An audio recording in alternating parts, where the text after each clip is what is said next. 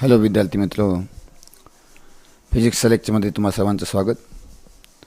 विद्यार्थी मित्रो, आपण ऑसोलेशन हा नवीन सिलेबसनुसार 5वा जो चॅप्टर आहे तो चॅप्टरची तयारी करत आहोत. ऑलरेडी आपण चॅप्टर संपवलेला आहे, पण नवीन सिलेबसमध्ये काही पार्ट वेगळ्या प्रकारे मांडलेला आहे आणि काही पार्ट नवीन आहे. त्यामुळं आपण तो पूर्ण नवीन सिलेबसच्या PDF बुकनुसार पाहत आहोत. विद्यार्थी मित्रो, हा स्क्रीनचा 3रा व्हिडिओ आहे. याच्या अगोदर स्क्रीनचे 2 व्हिडिओ मी तुम्हाला पाठवलेले आहेत आणि मध्ये जे कन्सेप्ट आपण शिकवलेले नव्हते त्या कन्सेप्टचे व्हिडिओ पाठवले आहेत. जसे की रेफरन्स सर्कल मेथडचा व्हिडिओ पाठवलेला आहे, SHM फेज इन SHMचा एक व्हिडिओ पाठवलेला आहे, त्यानंतर कॉम्बिनेशन ऑफ स्प्रिंगचा एक व्हिडिओ पाठवलेला आहे. राईट. तर अशा प्रकारे त्यानंतर अँग्युलर SHMचा सुद्धा व्हिडिओ पाठवलेला आहे आणि vibration of magnet in uniform magnetic field. तर एवढे व्हिडिओ पाठवले आहेत. कृपया सगळे व्हिडिओ तुम्ही पहा, अभ्यास करा. आणि बरेच विद्यार्थी मित्र जे आहेत ते आपल्या चॅनलला सबस्क्राईब करत नाही आहेत. सबस्क्राईब करा, जेणेकरून की तुम्हाला व्हिडिओ आला की लगेच नोटिफिकेशन येईल की फिजिक्सचा व्हिडिओ आला. केमिस्ट्रीचा चॅनल असेल तर केमिस्ट्रीला सबस्क्राईब करा. राईट. त्यामुळं काय होईल, तुम्हाला लगेच लक्षात येईल. एखाद्या वेळेस जर व्हिडिओ शेअर करण्याची आम्हाला लक्षात राहील नाही ग्रुपवर, तर तो व्हिडिओ कोणी पाहतच नाही. आणि असं होता कामा नये. तुम्ही चॅनलला सबस्क्राईब करा, म्हणजे व्हिडिओ पडल्या तुम्हाला त्याचं नोटिफिकेशन मिळेल आणि त्याच्यावरून अभ्यास करता येईल. पण विद्यार्थी मित्र, या व्हिडिओमध्ये आपण जे पार्ट पुढचा आहे, जिथपर्यंत आपण मागच्या लेक्चरमध्ये घेतलं होतं त्याच्या पुढे घेणार आहोत. तर मागच्या लेक्चरमध्ये किती घेत होतो बघा आपण. हे सगळा पार्ट झालेला आहे आपला ऑसोलेशनचा. राईट. हे पहिल्या व्हिडिओमध्ये बघितलं आपण. त्यानंतर हे डिफरन्शियल इक्वेशन झालेलं आहे बघा. ॲक्सलेरेशन, व्हेलॉसिटी अँड डिस्प्लेसमेंट झालेलं आहे. त्यानंतर एक्सप्रेशन फॉर डिस्प्लेसमेंट व्हेलॉसिटी. त्यानंतर हे एक्स्ट्रीम व्हॅल्यूज बघितले आपण. फ्रिक्वेन्सी, टाईम पिरियड बघितलेला आहे. हे बघा कॉम्बिनेशन ऑफ स्प्रिंग हा स्पेशल व्हिडिओ टाकलेला आहे मी तुम्हाला. त्यानंतर रेफरन्स सर्कल मेथड बरेच जणांनी हा व्हिडिओ पाहिलेला आहे. फेज इन SHM सुद्धा झालेला आहे. त्यानंतर हे ग्राफ्स झालेले आहेत. ग्राफ आपल्या नोट्समध्ये सुद्धा खूप चांगल्या प्रकारे आहेत. त्यानंतर कंपोजिशन ऑफ SHM सुद्धा आपल्या नोट्समध्ये भरपूर चांगल्या प्रकारे आहे. काही एक्स्ट्रा पॉईंट जे आहेत ते मी लास्ट स्क्रीन रेकॉर्डेड व्हिडिओमध्ये तुम्हाला पाठवलेलं आहे बघा. हे तुम्हाला मी वेगळ्या कलरनं हायलाईट करून दिलेलं आहे. राईट. इथं सॉरी. त्यानंतर ही आहे तुमचं energy of particle in SHM, ते पण झालेलं आहे. आता आपण बघूया सिंपल पेंडुलम. विद्यार्थी मित्र, सिंपल पेंडुलम एक असं स्ट्रक्चर आहे, याच्यामध्ये 2 प्रकार आहेत. एक आयडियल सिंपल पेंडुलम आणि practical simple pendulum. So heavy particle suspended by a massless inextensible flexible string from a rigid support, ह्याला आपण म्हणतो आयडियल सिंपल पेंडुलम. आणि प्रॅक्टिकल सिंपल पेंडुलममध्ये हेवी पार्टिकल भेटत नाही आपल्याला, म्हणून आपण काय केलं, स्मॉल हेवी स्पियर घेतला, त्याला बॉब म्हणलं. त्यानंतर मासलेस स्प्रिंग आपल्याला भेटत नाही, म्हणून आपण लाईट वेट स्प्रिंग घेतली आहे आणि ह्याला रिजिड सपोर्टला सस्पेंड केलेलं आहे. त्यानंतर बघा इथं एक एक्स्ट्रा डेफिनेशन आपल्याला भेटली लेंथ ऑफ द पेंडुलमची. तर माहिती आहे आपल्याला लेंथ कुठून आहे, तर रिजिड सपोर्टपासून किंवा पॉईंट ऑफ सस्पेन्शनपासून ते सेंटर ऑफ ग्रॅव्हिटीपर्यंत जी लेंथ आहे त्याला आपण म्हणतो length of pendulum. Right. Next आहे तुमचं की पेंडुलमचं मास m आहे. Pendulum remain in equilibrium in a position OA with the center of gravity of the bob vertically below the point of suspension. Right. ही अतिशय महत्त्वाचा पॉईंट बघा की सेंटर ऑफ ग्रॅव्हिटी आणि पॉईंट ऑफ सस्पेन्शन हे एकाच vertical लाईनमध्ये असले पाहिजे. जसं इथं आपण बघूया याचं डायग्राम हे बघा, हे डायग्राम. तर इथं ह्याचं सेंटर ऑफ ग्रॅव्हिटी असेल आणि ही व्हर्टिकल लाईन आहे ही एकाच लाईनमध्ये असले पाहिजे, तर हे इक्विलिब्रियममध्ये असते. राईट. आता ह्याला थोडंसं अँग्युलर डिस्प्लेसमेंट केलं आपण, थीटा. हे बघा इतकं डिस्प्लेस केलं आणि त्याला सोडून दिलं, हे असं आसोलेट करत राहील. तर या पोझिशनवर याच्यावर दोन फोर्स असणार आहेत, एक खालच्या डायरेक्शनला mg आणि एक अलॉंग द स्ट्रिंग टेन्शनला तर टी डॅश म्हणलेलं आहे. mgला आपण रिझॉल्व केलं दोन कंपोनंटमध्ये, एक mg कॉस थिटा आणि mg sine theta.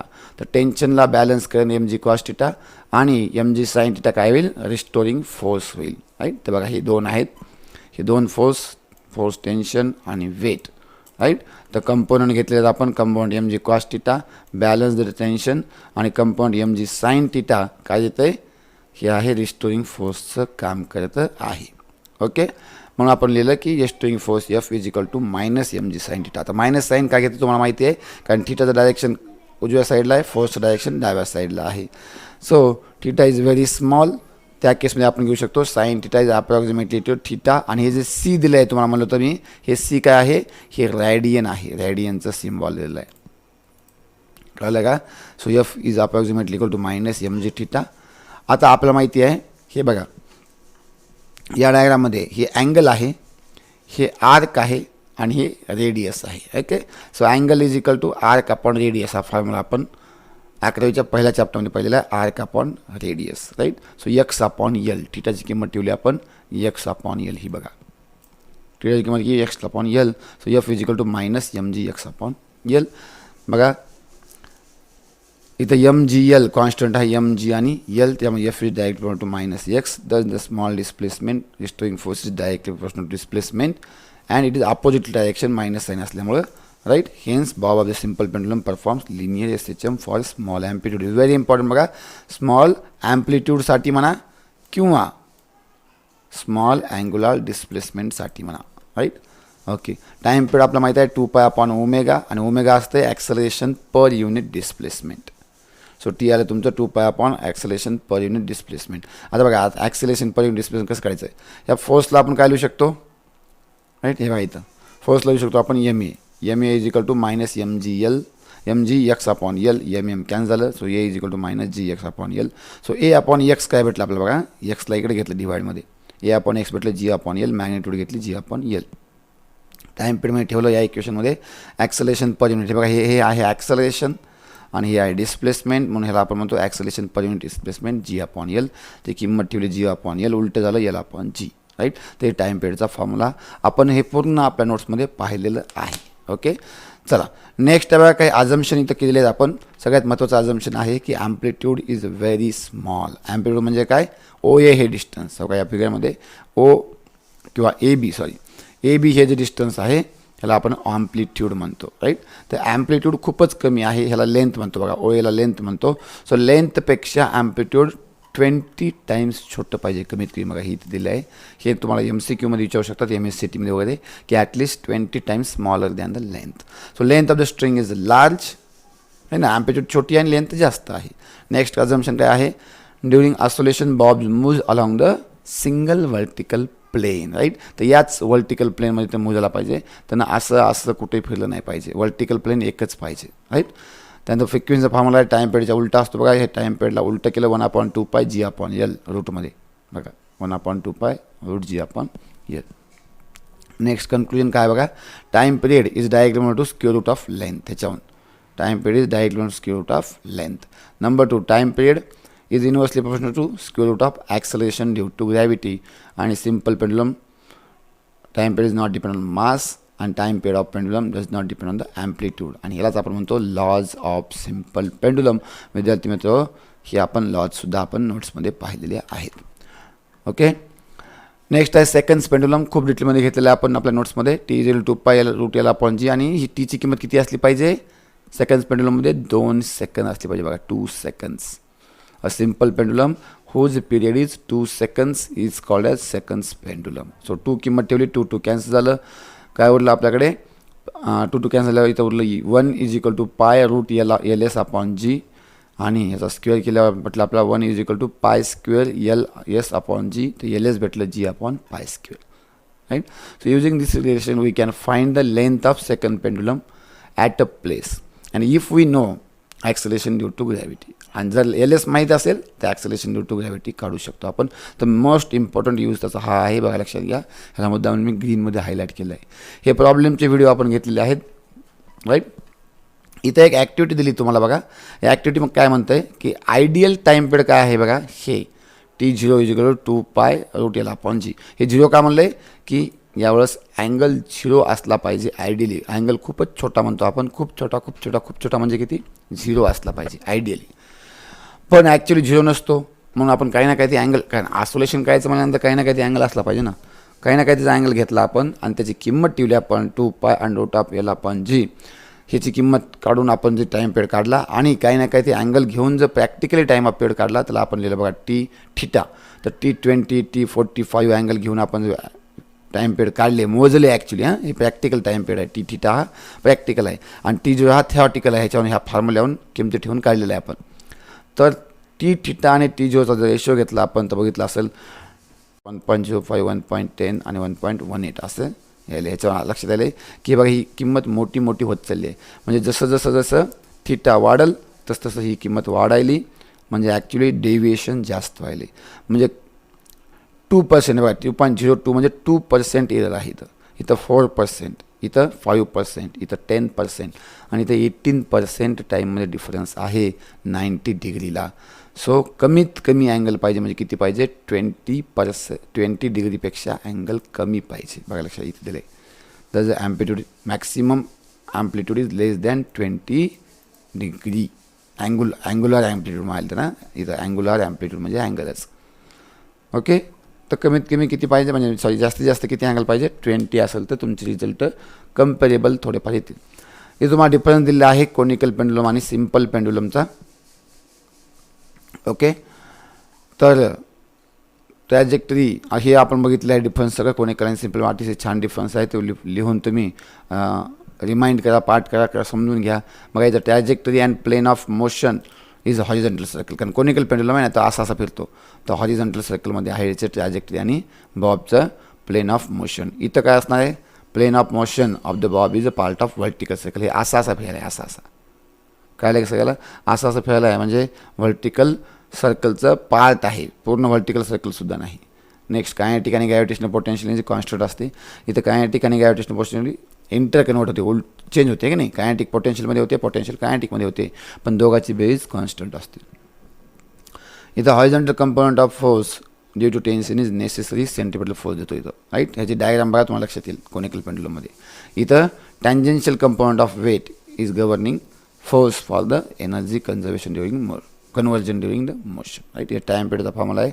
L cos θ असते, इथं L असते, right. Next, string always make a fixed angle with the horizontal किंवा वर्टिकल, काही म्हणा. बघा कोनिकल पेंडुलममध्ये डायग्राम जर तुम्ही लक्षात घेतली असेल तर मी तो डायग्राम काढून दाखवतो तुम्हाला.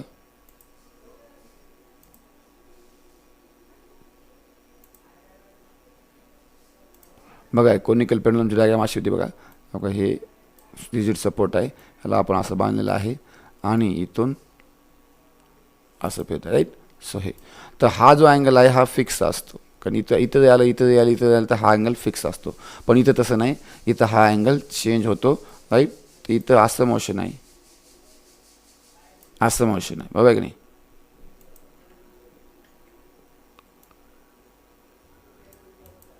असं मोशन आहे. तर इथं आलं की अँगल वेगळा आहे, राईट. इथं आलं की अँगल वेगळा आहे, इथं आलं की अँगल वेगळा आहे, राईट. तर इथं चेंज होतो अँगल. तर हे सांगितलं आहे ना, राईट. नेक्स्ट एक पॉईंट दिला आहे, तो डिफरन्स नाही आहे, एक्स्ट्रा पॉईंट आहे की फिक्शनल फोर्स आपण इथं कन्सिडर करत नाही वगैरे, ह्या पॉईंट आहे.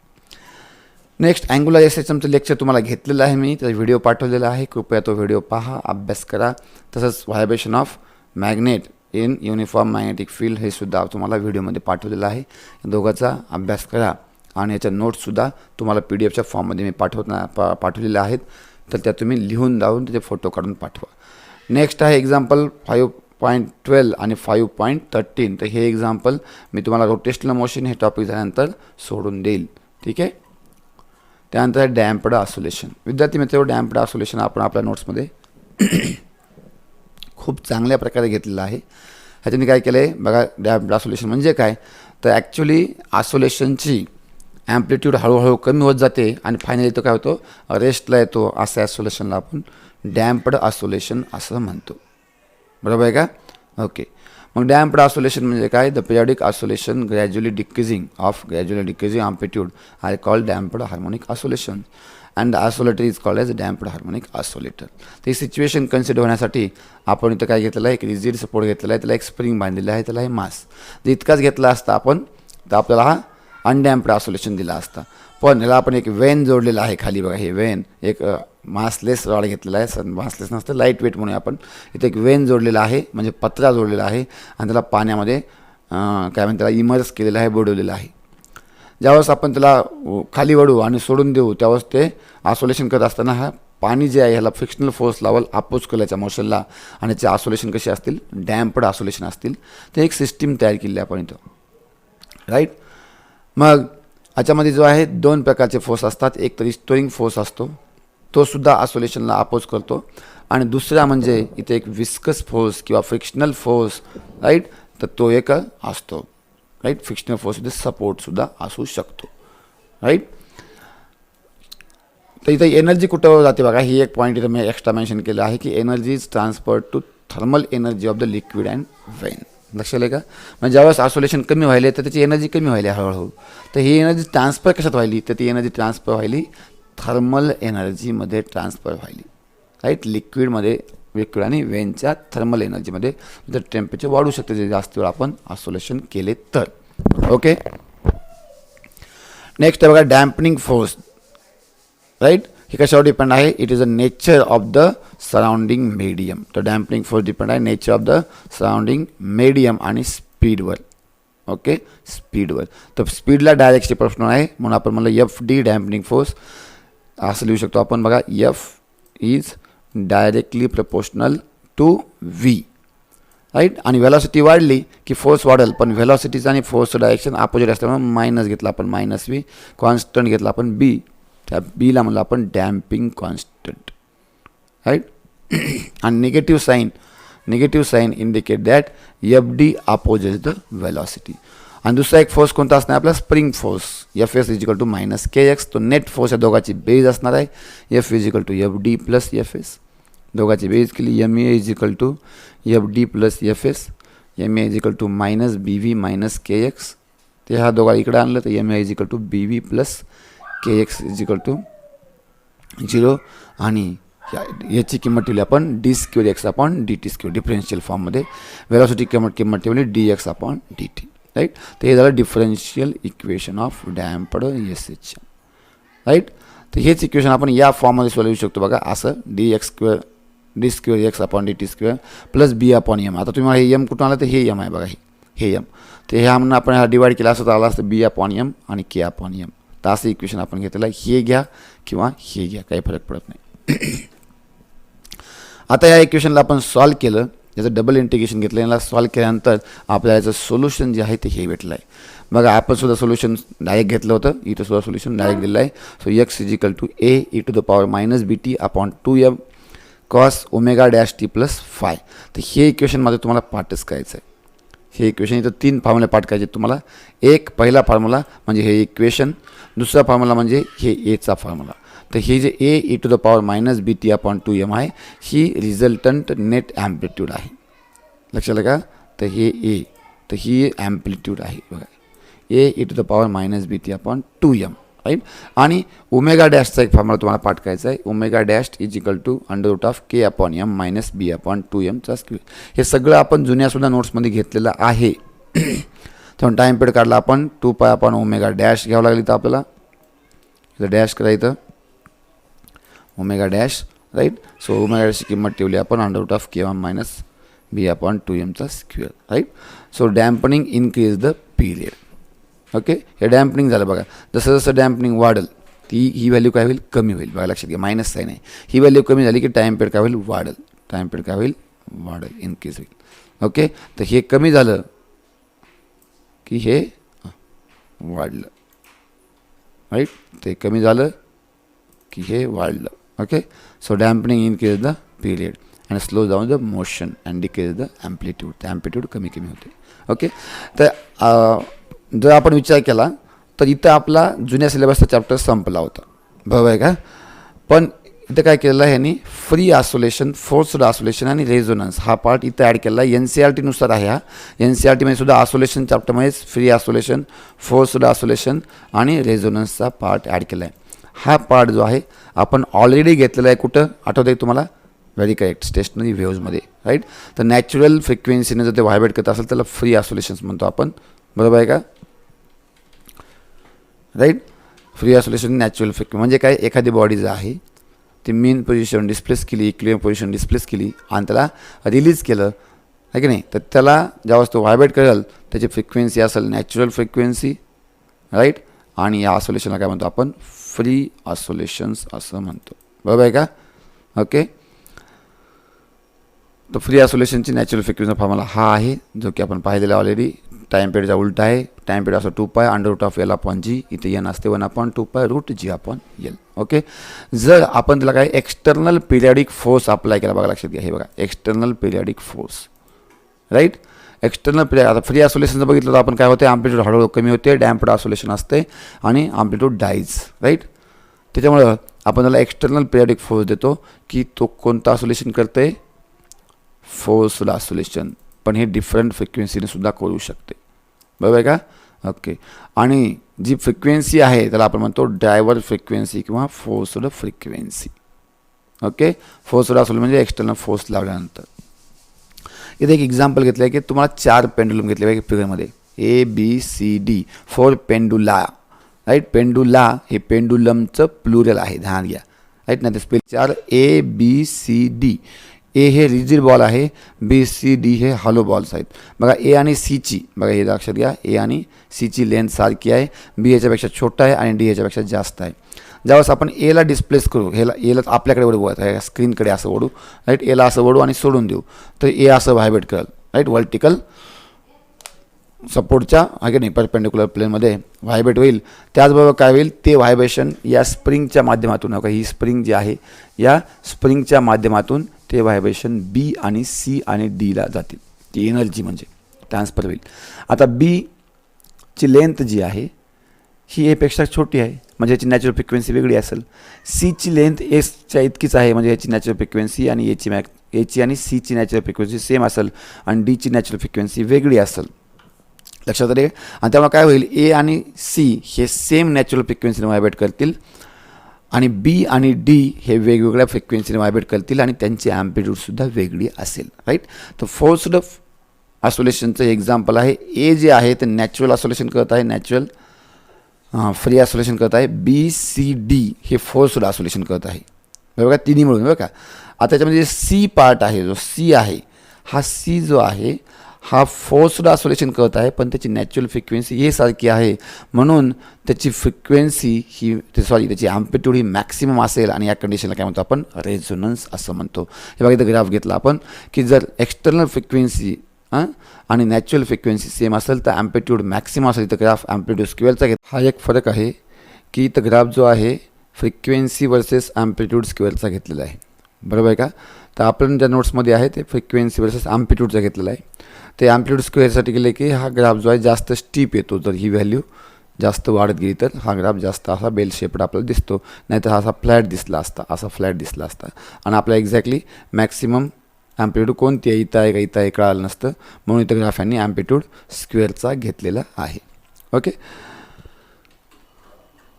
तर अशा प्रकारे रेझोनन्स म्हणजे 3 टर्म्स आहेत जिथं महत्त्वाच्या, एक फ्री आसोलेशन्स, फोर्स्ड आसोलेशन्स आणि रेझोनन्स, राईट. या तिन्ही टर्म्स आपण डिस्कस केलेले आहे. चॅप्टरचं नाव आहे, सांगा, चॅप्टरचं नाव आहे स्टेशनरी वेव्हज, राईट. त्याच्यामध्ये नोट्स आहेत आणि त्याच्यामध्ये आपण रेझोनन्सचे ॲप्लिकेशन्स, ॲडव्हान्टेजेस, डिसॲडव्हान्टेजेस वगैरे सुद्धा घेतलेले आहेत. तुम्हाला ते सोल्जरचं मार्चिंगचं एक्झाम्पल वगैरे माहिती असेल, right.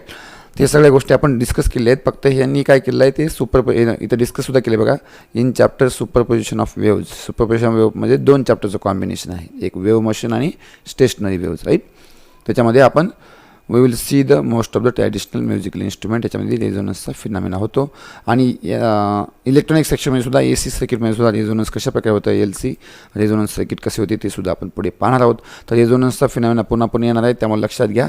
So principle of resonance सगळ्या इन्स्ट्रुमेंटमध्ये कामाला येते, जे की आपण ऑलरेडी डिस्कस केले आहे. तर इथं आपल्याला चॅप्टर संपलेला आहे. त्यानंतर आपण एक्झरसाईज चालू करणार आहोत. राईट. मी प्रॉब्लेम सोडायला सुरुवातसुद्धा केलेली आहे बघा, तुम्ही दिसत असेल तुम्हाला. राईट. तुम्ही एक्झरसाईज नेक्स्ट ह्याच्यामध्ये एक्झरसाईजचे व्हिडिओ तुम्हाला देईल. विद्यार्थी मित्र, कृपया अभ्यास करा, रिव्हिजन द्या आणि परत परत तुम्ही काय करा, रिवाईज करून त्याच्या नोट्स बनवा आणि त्या पाठवा मला. राईट. खूप विद्यार्थी हे रिवाईज करत नाही आहेत, अभ्यास करत नाहीत, घरी मस्त फिरतायत बॉम्बलं तिकडं तिकडं. तसं करू नका. ओके. आणि जे आपल्या यूट्यूब चॅनल आहे त्याला तुम्ही सबस्क्राईब करा, म्हणजे जेणेकरून तुम्हाला लगेच लिंक येईल, तुम्हाला लगेच नोटिफिकेशन येईल. आणि दररोज चेक करा व्हिडिओ यायला आहे का. राईट. दररोज व्हिडिओ मी टाकायचा प्रयत्न करत आहे, दररोज एक तरी व्हिडिओ. इथून पुढे शक्य तुम्ही आता जास्त व्हिडिओ टाकायचा प्रयत्न करेल. त्यामुळे कृपया रेग्युलर अभ्यास करा. ठीक आहे. Thank you very much. व्हिडिओला लाईक करा, सबस्क्राईब करा आणि कमेंट करा काय समजत नसेल तर. ओके. Thank you very much.